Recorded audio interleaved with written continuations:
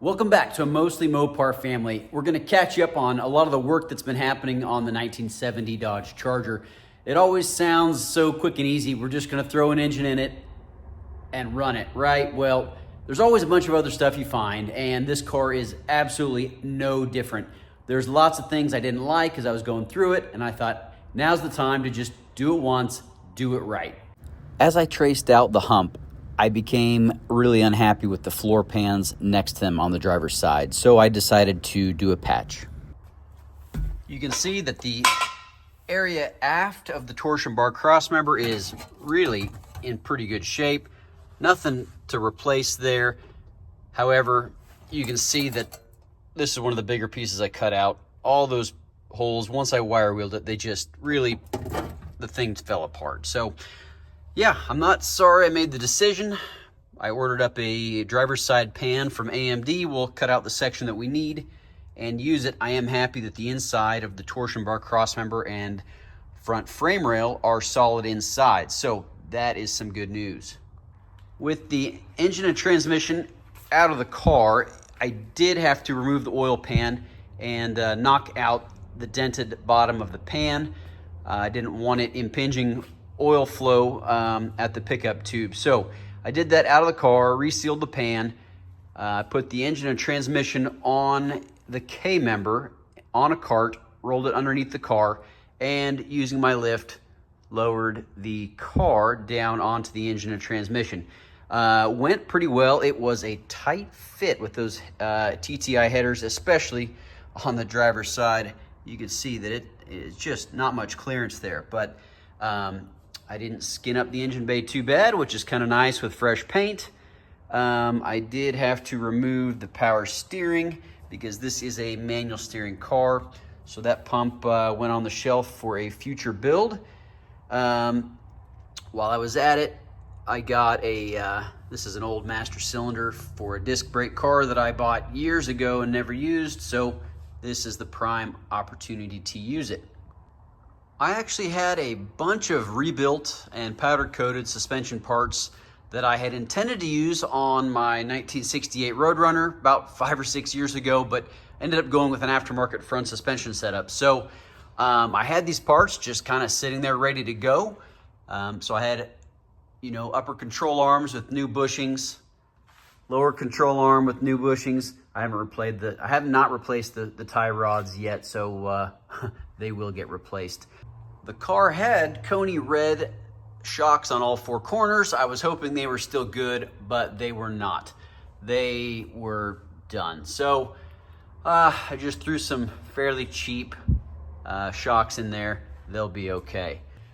Originally, this car had the big drums up front, and I didn't really want to have drums in it. So I pulled some discs that were on the shelf again from about 5 or 6 years ago, threw them on in place. They'll be a nice little upgrade. I will just need to do a proportioning valve because I'll have discs up front and drums out back. Those TTI headers again, pretty cool, pretty tight. While I was underneath the car, I realized this thing had some cheap and cobbled together brake lines in it with a bunch of splices and joints that I was not fond of. So I actually had a brake line from a previous car that I used to own, and with it on the lift, got it installed. It really made life pretty easy, but I'll drive in peace knowing I've got new brake lines, new proportioning valve. Then I got to looking at the fuel line, and same thing. Bunch of different types of materials, a lot of different joints. This is a great way to have a fuel leak and burn your car to the ground. So I ordered up a fuel line and got it installed. Again, I'll sure not miss having all those cobbled together fuel lines while I'm driving down the road. The Charger also had a Holly blue fuel pump, and nothing against the Holly fuel pump, but I just figured I'd go easy and go with the mechanical pump. It was mounted on the inside of the passenger side frame rail. You can see one of the holes there. but we're just going back to a mechanical fuel pump. The fuel tank that was in the Charger had been painted black, didn't look very good, and I could smell the nasty fuel that was inside of it. So I grabbed one of my other used and clean tanks from off the shelf, cleaned it up, put a new fuel sending unit in it, and in preparation, once I dropped that old tank out, it was covered in grime, but the inside of it really was in much better shape than I expected. So it'll be usable again on another car. But this one, in the meantime, again, I know for a fact I looked inside these tanks and made sure it was really clean. I really dislike using dirty tanks. I'll never do it again. I've learned my lesson once after changing filter after filter until I just went ahead and replaced the tank. By the time I finally got the car, again, that differential had been sitting out of the car, blown apart in boxes, and this car had been transported several hundred miles. It had all kinds of dirt inside the housing. So I decided to clean it out, got to work with brake cleaner and wire brushes, cleaned up the mating surface for the differential. I pulled the axle shafts out and the brake backing plates and found that someone once upon a time had installed green bearings on the axle shafts. And they're not like the green bearings I've been used to seeing. These don't have the retaining ring that kind of locates where they sit. This is the first generation.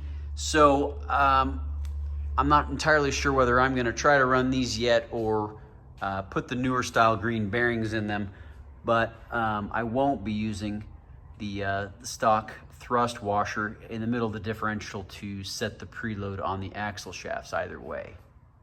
Originally, I had a 742 case differential housing that was a sure grip, and I was thinking I was going to use it, but I've changed my mind.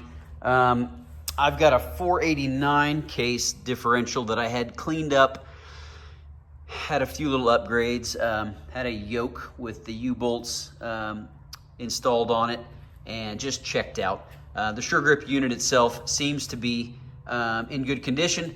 You can see in there the thrust, those thrust washers are kind of riveted from either side. There's one on either side and a pin connecting them. So I've got to figure out which axle shaft I'm going to, which bearing I'm going to use for those axle shafts. We mentioned the trunk mounted battery before. I did remove all the wiring for that. First of all, that is not nearly a thick enough wire. It should be an aught size power lead.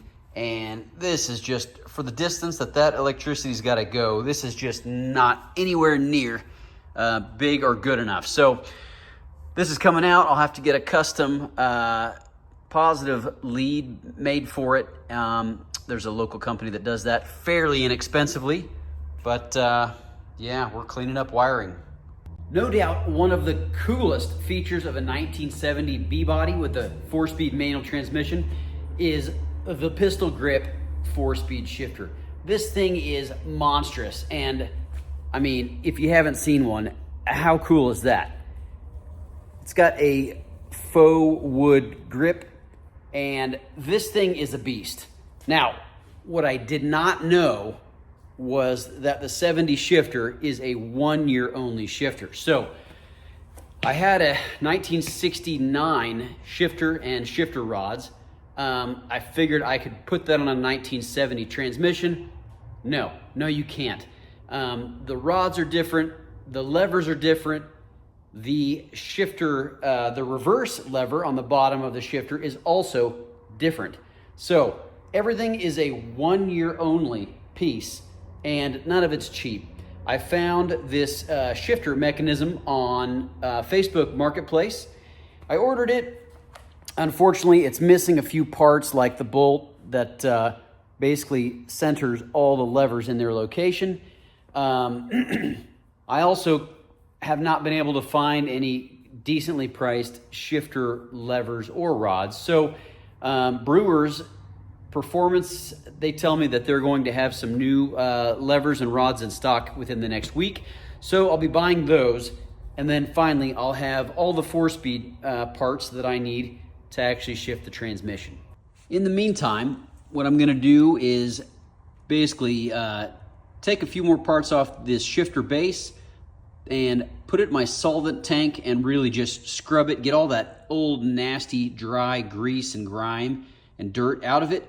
There's some areas that really collect this stuff and really gum it up. So I'm gonna clean it all up, put some fresh grease in it, and that thing is gonna look and shift like brand new. There aren't too many more parts that I need. I did order a brand new 440 6-pack engine harness. I'll need some of the odds and ends for the engine bay. I'll need a drive shaft made. I'll get the measurement for that and have a local shop do that. I'll also have to fix and repair a few connectors in the dash harness and kind of mix and match parts from several different clusters to put an instrument cluster together. But this thing's coming together. I do have some exhaust for it. It's a Flowmaster generic 3-inch setup that I bought that came with a car that I bought a while back. So exhaust will be knocked out. As far as wheels, I think I know the direction I'm gonna go. The wheels that you saw earlier are not going to stay on this car, but I've got a pretty cool little idea for wheels that I think most of you can get behind. So I told you I was gonna keep it really simple, and I still kind of am. I'm not buying any new parts necessarily, but I did buy a Dana 60 rear end. I bought this probably 10 years ago off Craigslist. That's how long ago it was, Craigslist, right? But it's been sitting in the back of my shop, and I keep thinking maybe I'll use it in a Hellcat swap car someday, but it just sits there, and 10 years have gone by. I look at the Charger and go, this is the perfect car to put this rear end in. The only problem is it's a 4:10 ratio, which wouldn't be great for doing much highway driving. So I did get on Amazon. I did buy a new ring and pinion and rebuild set. I'm gonna take this thing down to Holzman's, which is a local speed shop, and they're going to install that ring and pinion for me. But you know, I paid, I think it was $800 or $900 for this thing back in the day. It was out of a 1969 Roadrunner, so although it was a truck axle, it was modified. The perches were moved basically to set it up for a 68 to 70 B body. So why not put it to use, right? That's what we're gonna do. Hopefully the next video that you see with this car in it, it's gonna be running, driving, or at least running. This car, I'm really excited to get it going. A big block 4-speed car is high on my list of drivers to own that have eluded me. So I can't wait, I'm excited. Thanks for watching this episode. If you're not a subscriber and you enjoyed it, please do me a huge favor and hit the subscribe button. Also, if you know someone who might also enjoy this content, please share it with them. Thanks for watching.